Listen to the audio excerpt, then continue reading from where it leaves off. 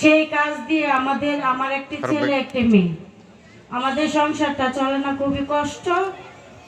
তো সেই কষ্ট আমাদের দেখে আমাদের মাননীয় প্রধানমন্ত্রী আমাদের যে সুবিধা করে দিয়েছেন আমাদের ফ্যামিলি কার্ডটি, তার জন্য আমরা মাননীয় প্রধানমন্ত্রীকে শুভেচ্ছা ও অভিনন্দন জানাচ্ছি।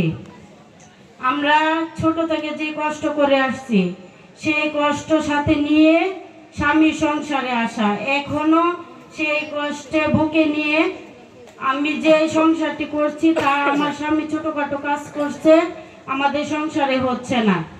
সেই জন্য আমার ছেলে মেয়ে লেখাপড়া করিয়ে খাওয়া দাওয়া করিয়ে খুবই কষ্ট।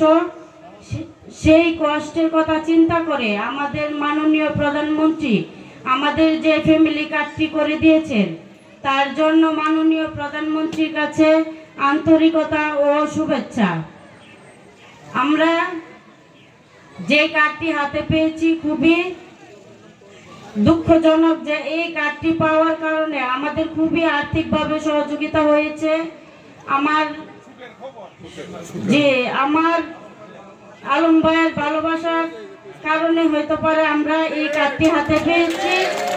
আমরা কখনো ভাবিনি যে আমরা এই কার্ডটি হাতে পাবো। তো আমরা সেই কার্ডটি হাতে পেয়ে আমরা খুবই খুশি হয়েছি।